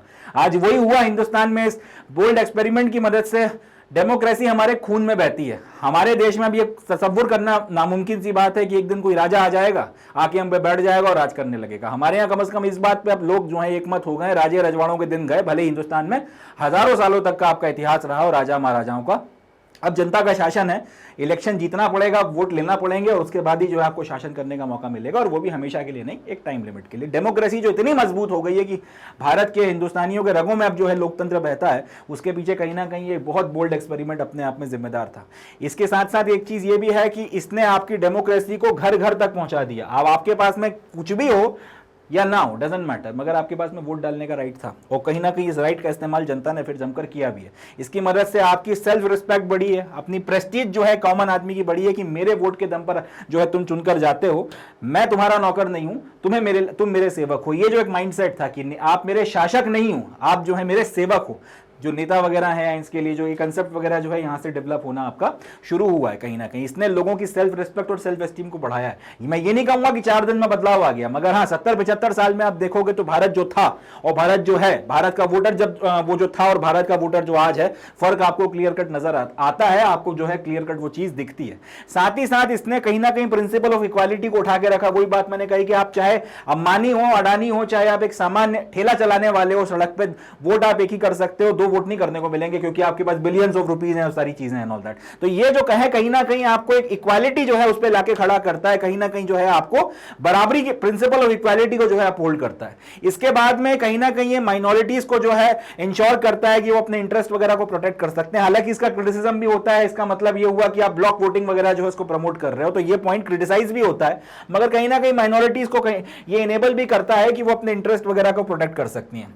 और ये अपने आप में नई होप और आपके विस्तार ओपन करता है वीकर सेक्शंस के लिए, क्योंकि उनको पता है जब सामने वाला वोट मांगने के लिए आएगा तो कुछ ना कुछ तो प्रॉमिसेस करेगा, और उसको फिर अगर वोट देके जितवाया और उसके बाद में फिर 5 साल उसने काम नहीं किया, फिर वो किस मुंह से हमारे सामने आएगा? कुछ ना कुछ तो करेगा। चलो ये नहीं बोलते कि जिंदगी एकदम ऑल टुगेदर ट्रांसफॉर्म कर दे, मगर कुछ तो करेगा। तो कहीं ना कहीं वीकर सेक्शंस वगैरह के लिए नई होप्स और विस्तार वगैरह जो है, आपके एस्पिरेशंस वगैरह जो है ओपन होते हैं। ये पूरी की पूरी जो आपकी प्रोसेस है यूनिवर्सल एडल्ट फ्रेंचाइज की, इसकी मदद से। चलें आगे बढ़ते हैं। नेक्स्ट जो है अब हम लोग सिटीजनशिप के बारे में बातचीत करेंगे, या फिर जो सेलिएंट फीचर है वो आपका सिंगल सिटीजनशिप है, इसके बारे में हम लोग डिस्कशन वगैरह करते हैं। चलें देखते हैं सर। सिंगल सिटीजनशिप का जो कंसेप्ट है, इसको समझने के पहले आपको एक बात समझनी पड़ेगी। हमारा जो देश है बेसिकली उसने एक तरीके का फेडरल सिस्टम जो है अडॉप्ट किया है, या फिर हमारे यहाँ एक तरीके का फेडरलिज्म जो है चलता है। जनरली जहाँ जहाँ पे फेडरलिज्म चलता है या फिर जो देश फेडरेशन होते हैं वहाँ पे दो सरकारें चलती हैं, एक आपकी केंद्र सरकार होती है और एक आपकी राज्यों की या प्रांतों की या प्रोविंसेस की सरकार होती है। अब इस तरीके की जो फेडरेशंस होती हैं जनरली, या फिर फेडरेशंस वगैरह के जो नागरिक होते हैं उनके पास में दो तरीके की नागरिकताएं होती हैं। एक तो आपके पास में केंद्र सरकार की जो नेशनल आपकी नागरिकता होती है वो होती है, दूसरा आप जिस राज्य के नागरिक हो या जिस राज्य के आप मूल निवासी हो आपके पास में उसकी भी नागरिकता होती है। सबसे बढ़िया एग्जांपल है अमेरिका का। अमेरिकन सिटीजन के पास में दो नागरिकताएं होती हैं, एक तो केंद्र सरकार उसको नागरिकता देती है अमेरिकन सिटीजनशिप की, दूसरा वो जिस भी राज्य से बिलोंग करता है। टेक्सास से है तो टेक्सास की नागरिकता होगी, फ्लोरिडा से है तो फ्लोरिडा की, कैलिफोर्निया से तो कैलिफोर्निया की, मैसाचुसेट्स से है तो फिर वहाँ की होगी, न्यूयॉर्क वॉशिंगटन जहाँ से भी बिलोंग करता है वहाँ की भी। तो पॉइंट यह है कि फेडरेशन में जनरली दो नागरिकताएं एक बंदे के पास में होती ही हैं, ठीक है जी। मगर Hindustan in spite of the fact कि हम लोगों ने फेडरल सिस्टम अडॉप्ट किया था, या फिर यूं बोलूं कि फेडरेशन की बहुत सी कैरेक्टरिस्टिक्स हमने अपने यहाँ उठाई, ड्यूअल पॉलिटी उठा ली, यानी कि दो तरीके की गवर्नमेंट उठा ली, एक सेंटर पे चल रही है, स्टेट में चल रही है, सब चीजें तो कायदे से हमारे देश में भी होना ये चाहिए था कि दो नागरिकता होनी चाहिए थी। मगर हमारे संविधान बनाने वालों ने ये बोला कि भले ही हम लोग फेडरेशन की मैक्सिमम चीजें उठा रहे हैं, हमारा देश मोर और लेस जो है फेडरल सिस्टम के ऊपर चलेगा, मगर फिर भी हम दो नागरिकताएं नहीं देंगे। हमारे देश में सिर्फ हर एक नागरिक को सिर्फ एक ही नागरिकता मिलेगी, और वो नागरिक या फिर एक ही सिंगल सिटीजनशिप मिलेगी, डबल सिटीजनशिप नहीं मिलेगी, और वो नागरिकता होगी इंडियन सिटीजनशिप। आप भारत के किसी हिस्से में पैदा हो, किसी राज्य में बिलोंग करो, किसी यूनियन टेरिटरी में आते हो, डजंट मैटर, आपकी सिर्फ एक ही नागरिकता है, वो है भारतीय नागरिकता। इसके अलावा आपके पास में कोई और सिटीजनशिप नहीं है। Simple and clear, straight forward, ठीक है जी। या अमेरिका जैसे देशों में चले होता है कि वहां पे दो नागरिकताएं होती हैं, एक आपकी अमेरिकन सिटीजनशिप होती है और एक दूसरा आप जिस स्टेट से बिलोंग करते हो उसकी होती है। मगर हमें ये सिस्टम नहीं चाहिए, हम ये चीज नहीं रखेंगे। एक अमेरिकन जो है दो तरीके के एलिजियंस रखता है, एक आपकी जो नेशनल गवर्नमेंट है उसके प्रति एक एलिजियंस रखता है और एक आपका स्टेट गवर्नमेंट के प्रति एक एलिजियंस रखता है। हम इस तरीके की ड्यूअल एलिजियंस नहीं चाहते, हम सिर्फ यही चाहते हैं कि भारत में जो एलिजियंस है वो सिर्फ हिंदुस्तान के प्रति हो, इंडिया के प्रति आपका एलिजियंस होना चाहिए। बाकी दूसरा एलिजियंस वगैरह रखने की जरूरत नहीं है, वो क्षेत्रवाद को बढ़ावा देता है, वो रीजनलिज्म को बढ़ावा देता है। हिंदुस्तान का माहौल और सोसाइटी माइंडसेट ऑल टुगेदर अलग है, यूनाइटेड स्टेट्स ऑफ अमेरिका का माहौल सोसाइटी और माइंडसेट ऑल टुगेदर अलग है। हमारे देश के लिए सिंगल सिटीजनशिप जो है ज्यादा बेटर है, जो अपने आप में यूनिटरी फीचर है। ये फेडरल सिस्टम का कैरेक्टरिस्टिक नहीं है, यूनिटरी फीचर है, मगर ये ज्यादा ठीक है हमारे देश में, हम इसको रखेंगे ना कि किसी और आपका ये ड्यूअल सिटीजनशिप को। तो आज की तारीख में आप बात करें, भारत का हर नागरिक इर्रिस्पेक्टिव ऑफ द स्टेट कहां पैदा हुआ है, कहां रहता है, कहां घूमता है, कहां फिरता है, कहां क्या करता है, कहां क्या नहीं करता, डजंट मैटर, वो सिर्फ एक ही नागरिकता एंजॉय करता है, वो है इंडियन सिटीजनशिप। और उसके ऊपर किसी भी तरीके से देश के किसी हिस्से में नागरिकता के चलते, या तुम यहां से हो तुम वहां से हो, इस बेसिस पर कोई डिस्क्रिमिनेशन नहीं किया जा सकता। याद रखिएगा इस बात को। All citizens irrespective of the state in which they are born और reside enjoy the same political and civil rights. Bharat का हर नागरिक किसी भी हिस्से में रहे, सेम आपके पॉलिटिकल राइट्स हैं, सेम आपके सिविल राइट्स हैं, और कोई डिस्क्रिमिनेशन उनके बीच में नहीं किया जा सकता। बहुत इंपॉर्टेंट पॉइंट है, इसको ध्यान रखना है। चलें आगे बढ़ते हैं। अब हम लोग बातचीत करेंगे इंडिपेंडेंट बॉडीज वगैरह के बारे में, या फिर इसको कई बार हम लोग स्वतंत्र संस्थाएं भी बोलते हैं। इनको थोड़ा सा हम लोग डिस्कस करते हैं, देखते हैं सर। इंडियन कॉन्स्टिट्यूशन जो है हमारा, भारत के संविधान ने आपको ये बोला है कि सरकार के तीन हिस्से होंगे, या सरकार के तीन पार्ट्स, या सरकार जो गवर्नमेंट है उसको तीन पार्ट्स में डिवाइड किया। एक आपका लेजिस्लेटिव है जो कानून बनाएगा, एक आपका एग्जीक्यूटिव है जो कानून लागू करवाएगा, और एक आपका जुडिशरी है या फिर जुडिशियल है जो आपका न्याय वगैरह करेगा। तो आपके संविधान ने ये बोला है कि इस तरीके से ये जो तीन हिस्से हैं, या फिर आपके लोकतंत्र के तीन स्तंभ हैं, तीन पिलर्स जो हैं, ये आपको ये जो है आपका, ये जो तीन ऑर्गन्स हैं गवर्नमेंट के, सेंटर के लेवल पर भी रहेंगे रहेंगे और स्टेट के लेवल पर भी रहेंगे। सेंट्रल लेवल पर भी यही व्यवस्था चलेगी और स्टेट के लेवल पर भी यही व्यवस्था चलेगी और इन्हीं की मदद से जो है आपके देश में शासन प्रशासन चलाया जाएगा। लेजिस्लेटिव जो कानून बनाएगा, एग्जीक्यूटिव उनको लागू करवाएगा और उनको तोड़ने पर अगर कुछ मुकदमे होते हैं तो न्याय वगैरह करने की जिम्मेदारी जुडिशरी के ऊपर आएगी। इनके अलावा कायदे सब गवर्नमेंट चलाना इनका काम है, तो सारी की सारी जिम्मेदारी इनके ऊपर होनी चाहिए। शासन प्रशासन की जो जो चीजें हैं सबकी सब इनके ऊपर आनी चाहिए और इनको जो है उसको हैंडल करना चाहिए। मगर इसके अलावा भी आपकी जो संविधान है उसने कुछ इंडिपेंडेंट बॉडीज वगैरह जो है स्थापित करी हैं और उनको कुछ सर्टेन काम या जिम्मेदारियां दी हैं आपकी डेमोक्रेसी में, उनके बारे में हमको बात करनी है। ठीक है जी, यानी कि इन 3 ऑर्गन्स के अलावा और भी आपके यहाँ ये जो 3 स्तंभ हैं, आपके जो 3 पिलर्स हैं आपकी डेमोक्रेसी के, इसके अलावा और भी जो है आपकी कुछ इंडिपेंडेंट बॉडीज वगैरह हैं जिनको संविधान के द्वारा बनाया गया है और इनको अलग अलग कुछ जिम्मेदारियां दी गई हैं। इनके तहत भी जो है आपकी गवर्नमेंट इफेक्टिव तरीके से चले, इस बात को इंश्योर करवाया जाता है। थोड़ा सा उनमें से जो इंपॉर्टेंट आपकी बॉडीज वगैरह उसके बारे में बात करनी है। सबसे पहली और सबसे इंपॉर्टेंट इंडिपेंडेंट बॉडी जो है उसका नाम है इलेक्शन कमीशन। और इंडिपेंडेंट बॉडी से एक बात और समझना है आपको कि इनको इंडिपेंडेंट बॉडी की 2 बातें, एक तो आपको कुछ सर्टेन जिम्मेदारी दी गई है संविधान के द्वारा कि आपको ये काम करना है, ये एक संस्था होगी, ये अपने आप में एक इंडिपेंडेंट बॉडी और आपको जो है ये काम करना है। दूसरी बात ये कि क्योंकि आप इंडिपेंडेंट बॉडी हो तो आपके काम में कोई दखल अंदाजी नहीं कर सकता। सरकार का कोई भी आपका जो अंग है वो आपके काम में किसी भी तरीके का कोई इंटरफेरेंस या कोई दखल अंदाजी नहीं कर पाएगा। अब एक एक करके समझते चलते हैं, बाद में जब इनके बारे में पढ़ेंगे तब और डिटेल में देखेंगे। जैसे इलेक्शन कमीशन हो गया, इलेक्शन कमीशन की जिम्मेदारी यह है कि इस देश में फ्री और फेयर इलेक्शंस करवाए जाएं। कौन कौन से? भारत के जो पार्लियामेंट के इलेक्शंस हैं वो, भारत की जो स्टेट के लेजिस्लेचर्स हैं वो हो गए, आपके ऑफिस ऑफ प्रेसिडेंट का ऑफिस जो हो गया उसके इलेक्शंस हो गए, आपके वाइस प्रेसिडेंट के इलेक्शंस हो गए। ये सारे के सारे इलेक्शन एकदम फ्री और फेयर होने चाहिए। एक तो पूरी तरीके से आपके निष्पक्ष होने चाहिए, कोई पार्शियलिटी नहीं होनी चाहिए और एकदम जो है पारदर्शिता के साथ में आपको इलेक्शंस वगैरह कराने। उसकी जिम्मेदारी किसके ऊपर डाली गई है? इलेक्शन कमीशन के ऊपर। अब इसके लिए इलेक्शन कमीशन सारा काम वगैरह करता है, इलेक्शन कैसे करवाना है, कब करवाना है, क्या करवाना है, सारी पावर, सारा फाइनेंस, जो भी चीजें हैं सबकी व्यवस्था वगैरह की जाती है और सरकार उसमें कोई दखल अंदाजी जो है नहीं करती। पूरा निर्णय कि इलेक्शन कैसे होगा, क्या क्या करवाया जाएगा, इनका होता है और वो उसके बाद में रिजल्ट वगैरह जो है वो डिक्लेयर करते हैं। चलें अगला, इसी तरह से आपका controller and auditor general of India करके एक ऑफिस जो है ये भी आपका संसद ने, आपका पार्लियामेंट ने बनाया है। इसको शॉर्ट में हम लोग कई बार कैग बोल देते हैं, controller and auditor general of India. ये जो ऑफिस है या जो एक कैग का ऑफिस है, जो एक अपने आप में इंडिपेंडेंट बॉडी है जिसको भारत के संविधान ने बनाया है, इसकी जिम्मेदारी क्या है? इसकी जिम्मेदारी यह है कि आपका सेंट्रल गवर्नमेंट और स्टेट गवर्नमेंट के जितने भी अकाउंट्स वगैरह हैं उनका ऑडिट करना जो है इसकी रिस्पॉन्सिबिलिटी है। यानी कि इनके पूरे आपके अकाउंट्स वगैरह को देखना है, उनका एनालिसिस वगैरह करके बताना कि आपका जो हेर फेर तो नहीं हुआ, किसी तरीके का पैसा सही तरीके से इस्तेमाल हुआ है कि नहीं हुआ है, कहीं करप्शन तो नहीं हो गया, कोई गड़बड़ तो नहीं है, कोई घोटाला तो नहीं है। ये सारी की सारी चीजें जो हैं ये रिस्पांसिबिलिटी इनके ऊपर डाली गई है। दूसरे शब्दों में हम लोग ये बोल सकते हैं कि एक तरीके से पब्लिक पर्स का गार्जियन है, क्योंकि आप अल्टीमेटली, सरकार हवा में से तो पैसा लाएगी नहीं, सरकार आपकी जनता के ऊपर टैक्स लगाएगी, उस टैक्स वगैरह से सरकार को रेवेन्यू आएगा या टैक्स कलेक्शन से रेवेन्यू आएगा, उस रेवेन्यू से देश चलाना है। तो कहीं ना कहीं सारा का सारा जनता का पैसा है, पब्लिक पर्स है। अब उस पैसे को एक तो आप लीगली सही तरीके से कानूनी रूप से खर्च कर रहे हो कि नहीं कर रहे हो, और खर्च कर रहे हो तो उसमें फिर कोई आप गड़बड़ तो नहीं कर रहे हैं, आप कहीं पे कोई फिजूल खर्ची तो नहीं कर रहे हैं, आप करप्शन वगैरह तो नहीं हो रहा, कोई गलती तो नहीं है, गवर्नमेंट एक्सपेंडिचर सही जा रहा है कि नहीं जा रहा।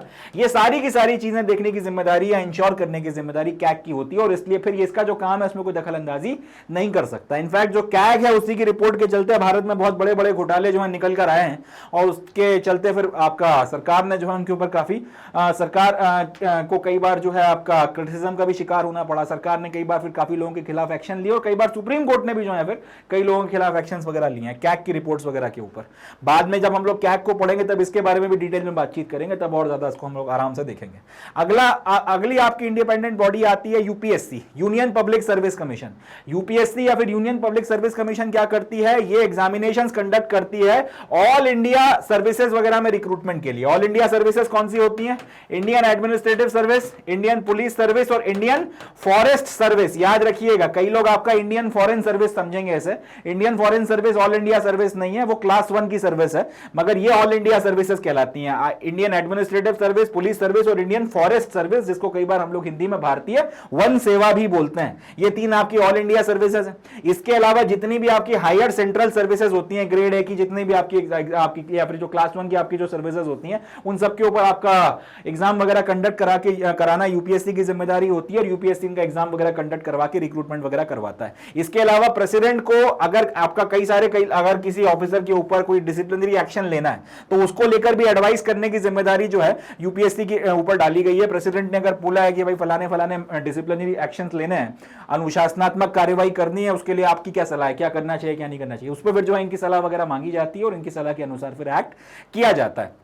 जिस तरह से आपका यूपीएससी सेंट्रल लेवल पर है, इसी तरीके से आपका स्टेट लेवल पर भी जो है एकदम निष्पक्ष तरीके से आपके पेपर वगैरह हो सके, उसके लिए स्टेट पब्लिक सर्विस कमीशन वगैरह जो है इनको बनाया गया है। और ये भी अपने आप में एक इंडिपेंडेंट बॉडी है। इनके काम वगैरह में कोई आपका सरकार जनरली दखलंदाजी, कोई सरकार वगैरह आपकी राज्य की जो सरकारें दखलंदाजी नहीं कर सकती, ठीक है। इनकी जिम्मेदारी क्या है, स्टेट लेवल पर आपके एग्जामिनेशन वगैरह कंडक्ट करवा के आपको रिक्रूटमेंट वगैरह करना है, एक तो स्टेट की आपकी जो सर्विसेज वगैरह होती हैं उनके लिए, और दूसरा आपको अगर गवर्नर को कोई एडवाइस करना है किसी अधिकारी के ऊपर, अगर कोई अनुशासनात्मक कार्रवाई या कोई डिसिप्लिनरी एक्शन होता है तो उसके लिए गवर्नर फिर आपका स्टेट पीएससी से पूछता है कि क्या करना चाहिए क्या नहीं करना चाहिए, फिर ये लोग जो है एडवाइस वगैरह करते हैं, ये इनकी जिम्मेदारी आती है। चले आगे बढ़ते हैं।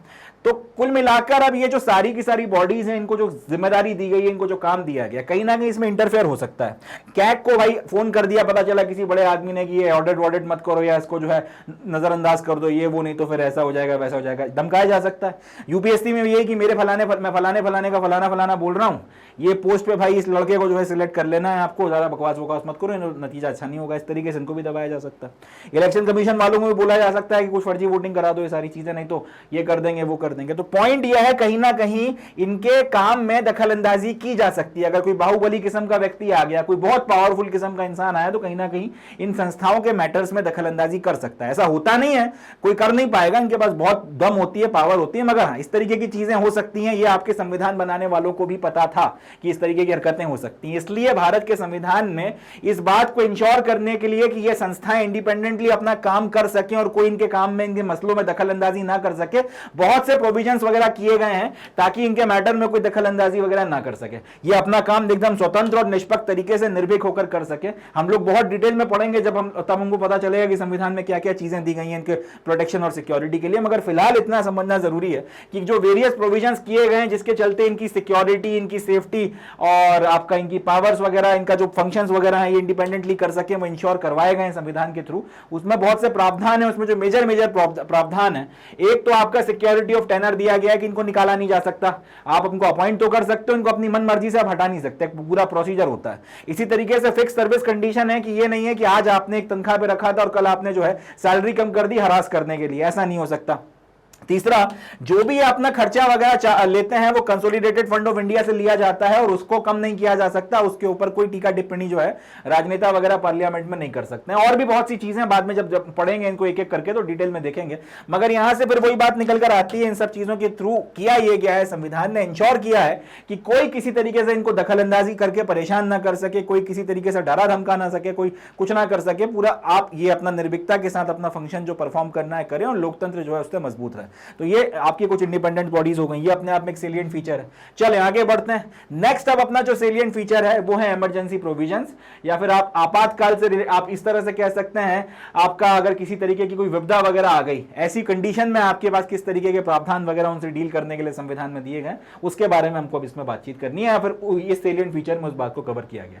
तो अब आपातकाल से रिलेटेड जो भी आपकी चीजें हैं, जो भी आपकी अगर कोई समस्या अगर आती है सामने, उसको कैसे डील किया जाता है इमरजेंसी प्रोविजंस में, वो बताएगी, वो चीजें हम लोग देखेंगे। चले देखते हैं ये जो इमरजेंसी प्रोविजंस या फिर ये जो आपातकाल के से रिलेटेड प्रावधान वगैरह हिंदुस्तान के संविधान में डाले गए। पहली चीज़ तो ये कि आपका जो देश सामान्य तरीके से चल रहा है तब इनका कोई एज सच रेलेवेंस नहीं है।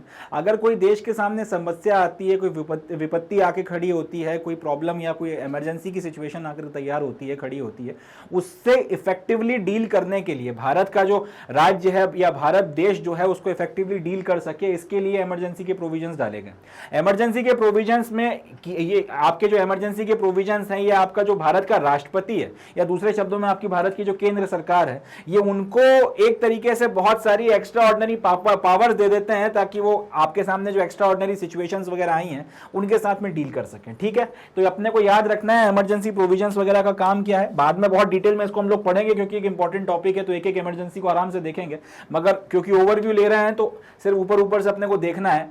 इसमें याद रखिएगा, इंडियन कॉन्स्टिट्यूशन ने बहुत सारे इलाबोरेट प्रोविजंस किए हैं इमरजेंसी वगैरह से रिलेटेड। इसका ऑब्जेक्टिव क्या है, प्रेसिडेंट को एम्पावर करना या केंद्र सरकार को एम्पावर करना कि वो जो भी समस्या वगैरह आ रही है उसको इफेक्टिवली डील कर सके।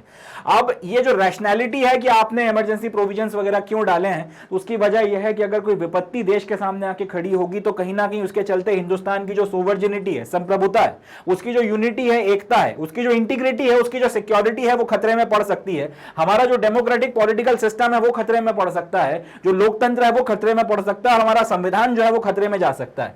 ऐसी परिस्थिति अगर देश के सामने आके खड़ी हो गई तो हमारे पास में इस तरीके की असाधारण परिस्थितियों से लड़ने के लिए, ऐसी असाधारण समस्याओं का, ऐसी असाधारण परिस्थितियों का सामना करने के लिए असाधारण शक्तियां होना जरूरी है। और ये असाधारण शक्तियां या फिर ये जो असाधारण शक्तियां वगैरह हैं इमरजेंसी प्रोविजन के रूप में डाली गई हैं ताकि इस तरीके की समस्याएं जो हमारे देश की अखंडता के ऊपर एक समस्या बन के आ जाए, हमारी सिक्योरिटी के ऊपर एक खतरा बनकर आ जाए, उनकी हम लोग कमर तोड़ सकें, इफेक्टिवली कमर तोड़ सकें। चलें, अब बेसिकली किया ये गया है, भारत ने 3 तरीके की इमरजेंसीज जो हैं उनसे या भारत का जो संविधान है उसमें 3 तरीके की इमरजेंसीज वगैरह को डील करने की बात की गई, या 3 तरीके की इमरजेंसीज का जिक्र आपको देखने को मिलता है। पहली है नेशनल इमरजेंसी, जिसका जिक्र आपको आर्टिकल 352 में मिलता है, और फिर आप नेशनल इमरजेंसी कैसे लगाते हैं और उसके बाद में फिर क्या करते हैं वो सारे प्रावधान वगैरह उसमें लिखे हैं।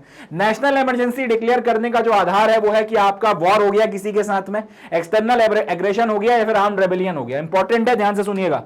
आर्टिकल 352 क्या बोलता है, देश में एक्सटर्नल इमरजेंसी आर्टिकल 352 या 352 के तहत लगाई जाती है। ये क्या बोलता है, भारत की किसी से जंग हो गई तब नेशनल इमरजेंसी लग जाएगी, या भारत का किसी के साथ में एक्सटर्नल एग्रेशन हो गया, जैसे चीन के साथ में लड़ाई झगड़ा हुआ था अभी उन लोगों के साथ में, वहां पे जब गलवान में उनको ठोका था वहां पे, तो एक तरीके का एक्सटर्नल एग्रेशन है। वो पूरी तरह से एक वॉर नहीं बना, वो पूरी तरह से युद्ध में कन्वर्ट नहीं हुआ, मगर एक एक्सटर्नल एग्रेशन था। तो इस तरीके की कोई परिस्थिति आ गई। तीसरा ये हो सकता है कि भारत के किसी हिस्से में अगर सशस्त्र विद्रोह हो जाता है, आर्म्ड रेबेलियन अगर शुरू हो जाता है, ऐसी परिस्थिति को डील करने के लिए या ऐसी परिस्थितियों में एक्सटर्नल आपका नेशनल इमरजेंसी लगाई जाएगी, और ये नेशनल इमरजेंसी आर्टिकल 352 के तहत में लगाई जाएगी। इंपॉर्टेंट है, याद रखिएगा, बाद में जब इमरजेंसी प्रोविजंस पढ़ेंगे मैं बहुत डिटेल में इस चीज को पढ़ाऊंगा, क्योंकि दुनिया जहां में अगर कोई भी एग्जाम होता है, पॉलिटी से सवाल आते हैं, एक बहुत हाई संभावना रहती है कि इमरजेंसी के ऊपर कुछ ना कुछ जरूर पूछा जाएगा। चलें अगला देखते हैं। अगला जो है आपका स्टेट इमरजेंसी है, जिसको कई बार हम लोग राष्ट्रपति शासन या अंग्रेजी में प्रेसिडेंट रूल भी बोल देते हैं।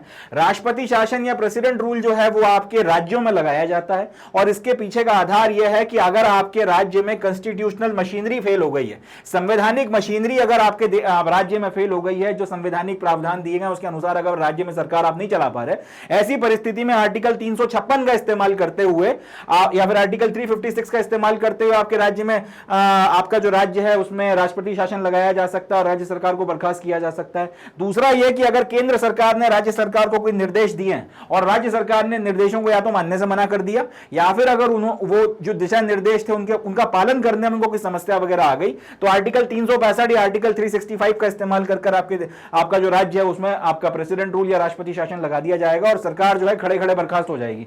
ये हो गया, राज्य सरकार की बात कर रहा हूं, राज्य सरकार खड़े खड़े आपकी बर्खास्त हो जाएगी। तीसरा है फाइनेंशियल इमरजेंसी, इसके जिक्र आपको आर्टिकल 360 में मिलता है। अगर ऐसी परिस्थितियां निर्मित हो गई, और इसका बड़ा अच्छा एग्जांपल है जो आजकल श्रीलंका में चल रहा है, वो उन लोगों की जो हालत हो गई है, अगर हम लोगों के देश में भी ऐसे कुछ माहौल बनने लगे, अगर ऐसी भगवान ना करेगा ऐसी कुछ परिस्थितियां निर्मित हो गई जिसके चलते आपके देश की फाइनेंशियल स्टेबिलिटी खतरे में पड़ जाए, या फिर आपका जो क्रेडिट ऑफ इंडिया है वो खतरे में पड़ जाए, तो वैसी परिस्थिति में फाइनेंशियल इमरजेंसी लगाई जाएगी, और उसको लगाने का जो आधार या ग्राउंड है वो आर्टिकल 360 में मौजूद है। इसको भी बहुत डिटेल में हम लोग आगे पढ़ेंगे ही पढ़ेंगे।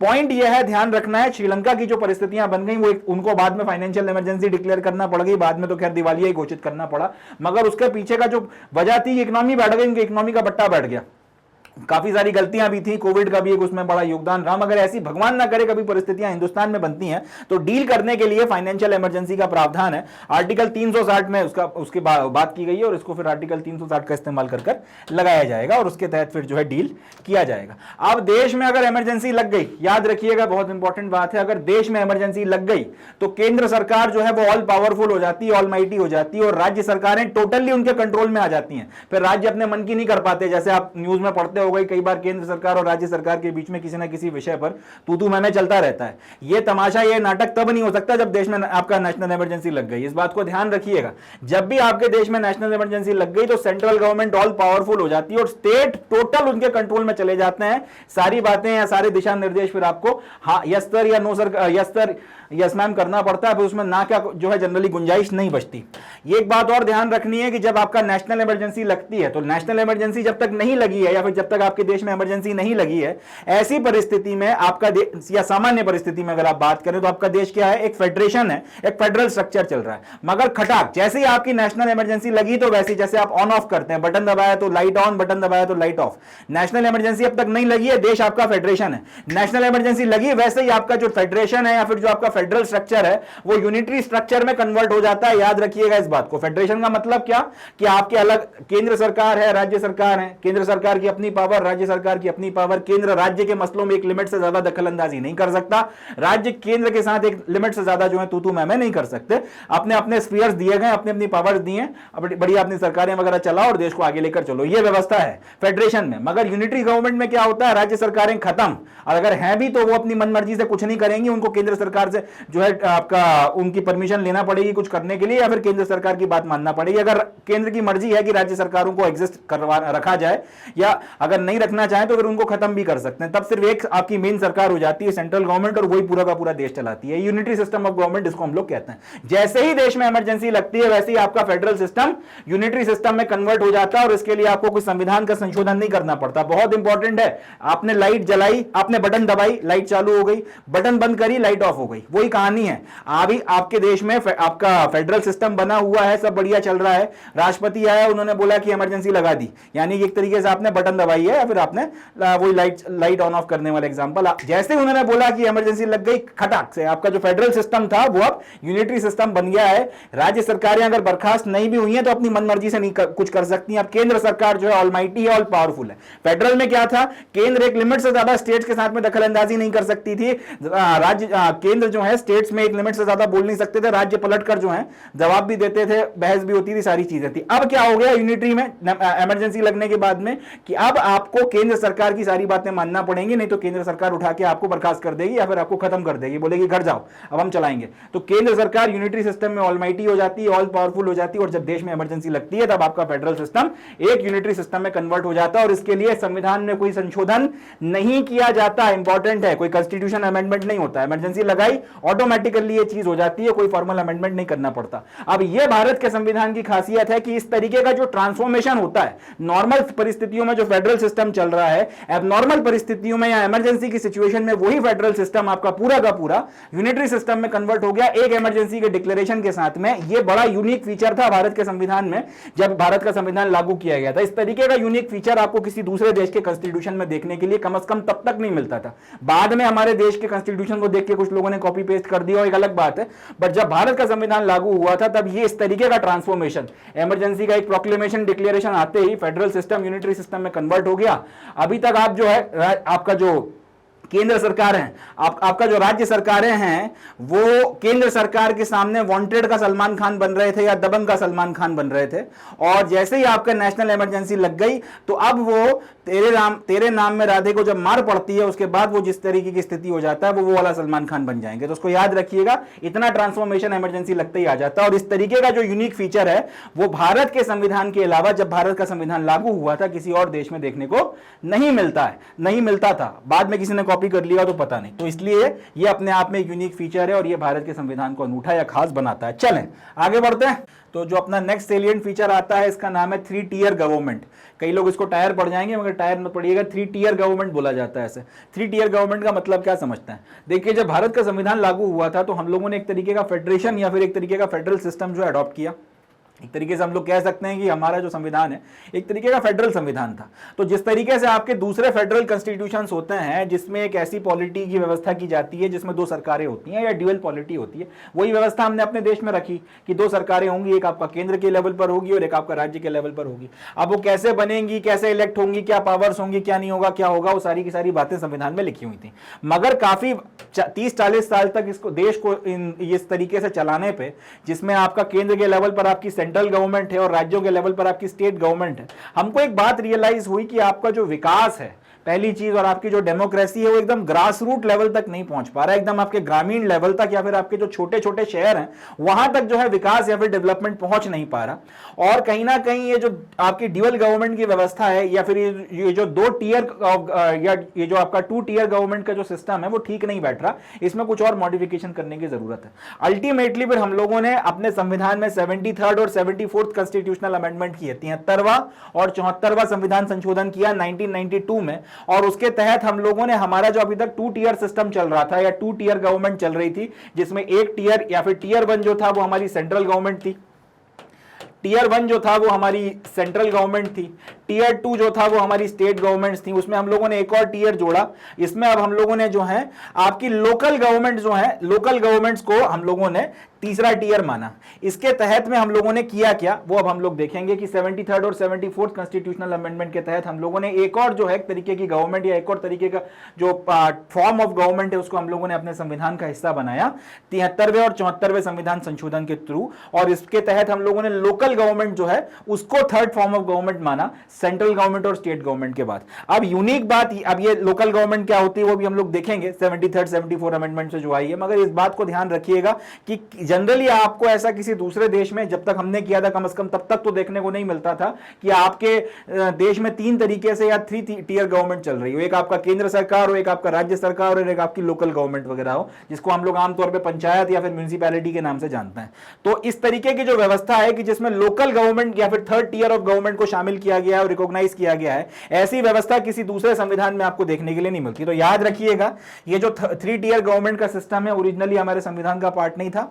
2 टियर गवर्नमेंट जैसा दूसरे देशों में होता है, अब दूसरे फेडरल कॉन्स्टिट्यूशंस में व्यवस्था होती है, वैसे हम लोगों ने अडॉप्ट करी, बट संविधान चला के समझ में आया कि ग्रास रूट लेवल तक पहुंच नहीं पा रहे हैं, कहीं ना कहीं हम लोग ग्रास रूट लेवल पर उतना अच्छे से डिलीवर नहीं कर पा रहे हैं। ग्रास रूट लेवल पर हमको एक और गवर्नमेंट गवर्नेंस का सिस्टम चाहिए, उसके चलते फिर 73 और 74वां कॉन्स्टिट्यूशनल अमेंडमेंट लाया गया और इसके तहत लोकल गवर्नमेंट को भी एक गवर्नमेंट का पार्ट माना गया या 3rd टियर ऑफ गवर्नमेंट माना गया। ये अपने आप में जब हमने किया था यूनिक था, इस तरीके की व्यवस्था दुनिया के किसी संविधान में देखने के लिए तब तक तो कम से कम नहीं मिलती थी। अब हमको देखकर किसी ने कॉपी पेस्ट कर लिया हो तो कह नहीं सकते। जो 73वां कॉन्स्टिट्यूशनल अमेंडमेंट किया गया था, 73rd कॉन्स्टिट्यूशनल अमेंडमेंट 1992 में जो किया गया था, इसने क्या किया, इसने पंचायतों को कॉन्स्टिट्यूशनल रिकॉग्निशन दिया, यानी कि संवैधानिक तौर पर मान्यता दी पंचायतों को। जो हमारे देश में पंचायतों की व्यवस्था चली आ रही थी उसको बाकायदा संवैधानिक तौर पर मान्यता दी।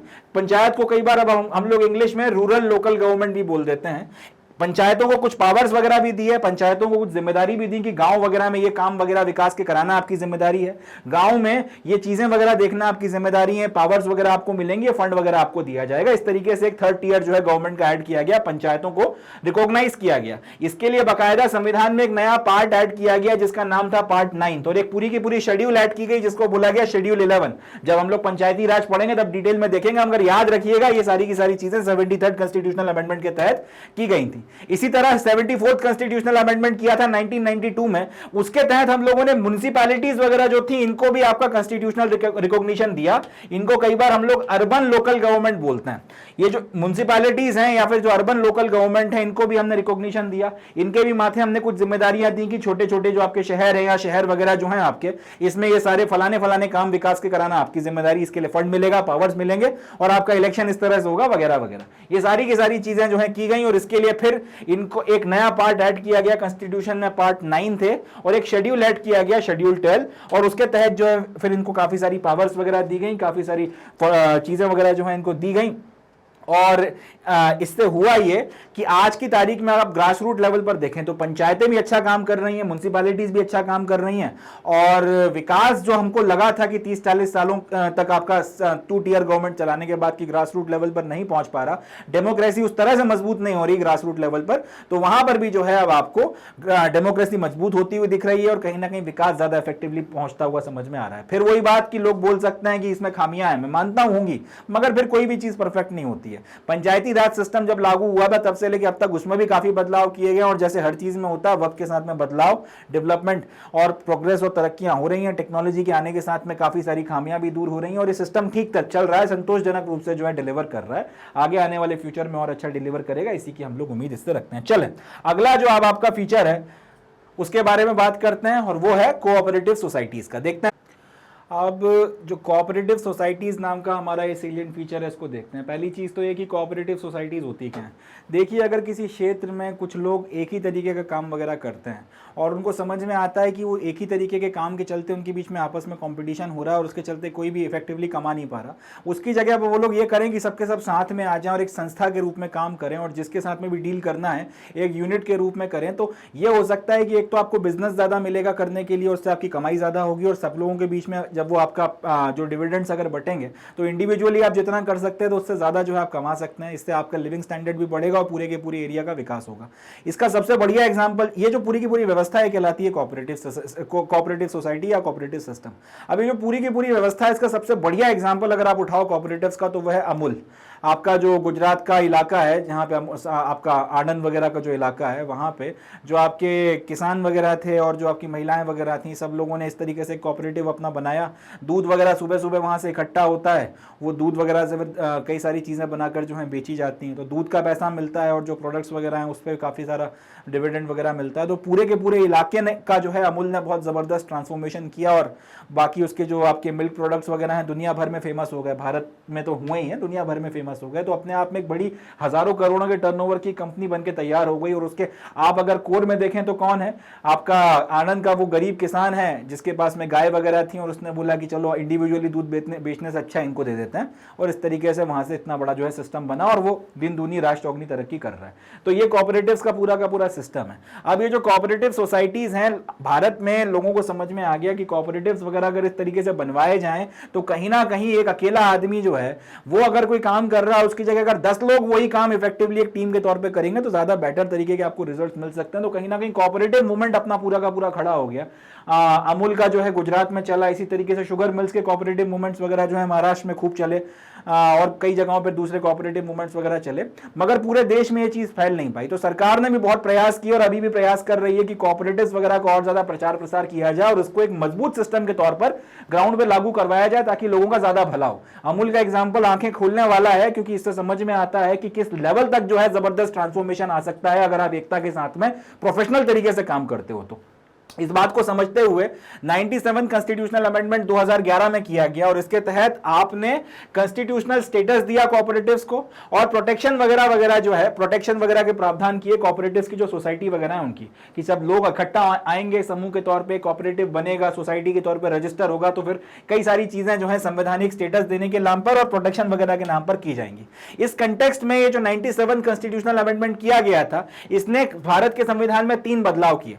सबसे पहले तो कोऑपरेटिव सोसाइटीज बनाना अपने आप में फंडामेंटल राइट बना दिया, यानी कि आप भारत में किसी नागरिक को कोऑपरेटिव सोसाइटी बनाने से रोक नहीं सकते। आर्टिकल 19 में आपने ये डाल दिया। इसके पहले लोग अड़ंगे बहुत लगाया करते थे जब इस तरीके के कोऑपरेटिव मूवमेंट खड़े होते थे, तो कई लोग जो हैं या फिर जो आपके कॉम्पिटिटर्स हैं जो देखते थे कि यार ये चीज आगे दिक्कत दे सकती है, तो इस तरीके के लोगों ने भी कई सारी लॉबिंग वगैरह करी, तो नुकसान हो रहा था, चीजें समझ में आ रही थी। अब आपने ये किया कि फंडामेंटल राइट बनाया, दुनिया जहां की कोई ताकत जो है आपको रोक नहीं सकती। अगर आप कोऑपरेटिव खोलना चाहते हो कोई परेशान नहीं कर सकता, आपका मौलिक अधिकार है। आर्टिकल 19 में जोड़ दिया। दूसरा, आपने एक डायरेक्टिव प्रिंसिपल जो है आपका directive principle of state policy में एक आर्टिकल 43B लाए और उसके थ्रू आपने जोड़ दिया। यानी कि पहले आर्टिकल 43 होता था और उसके बाद आर्टिकल 44 होता था। आपने ये बोला कि नहीं, अब बीच में हम लोग और आर्टिकल डालेंगे, एक आर्टिकल 43A डाला, एक आर्टिकल 43B डाला, इस तरीके से और भी आर्टिकल्स वगैरह डाले। आर्टिकल 43B में आपने ये बोला कि भाई ये एक डायरेक्टिव प्रिंसिपल आपने जोड़ दिया कि आपको कोऑपरेटिव सोसाइटीज का प्रमोशन करना है। सरकार के ऊपर अब ये नैतिक जिम्मेदारी डाल दी कि आप इस तरह से पॉलिसीज बनाओ कि कोऑपरेटिव सोसाइटीज का प्रचार प्रसार हो, इस तरह से पॉलिसीज बनाओ कि आप लोगों को प्रमोट करो, मोटिवेट करो, पुश करो कोऑपरेटिव सोसाइटीज की तरफ जाने के लिए। जैसे मोदी जी ने एक दिन आके खड़े होकर बोला था, मित्रों 500 और 1000 के नोट बंद, और पूरा का पूरा आपका जो सिस्टम है ऊपर से लेकर नीचे तक और देश हिल गया। नतीजा क्या निकला?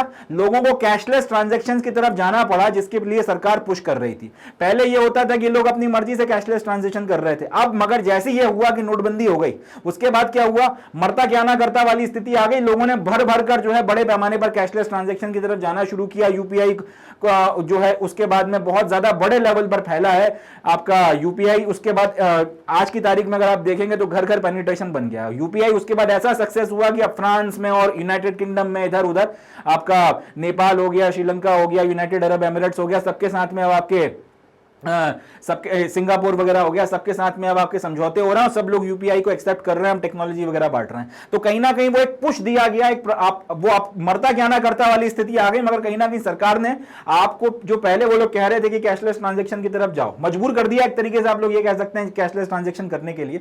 और उसके बाद काफी बड़े लेवल पर जो है आपकी इकोनॉमी है इसका फॉर्मलाइजेशन हुआ है।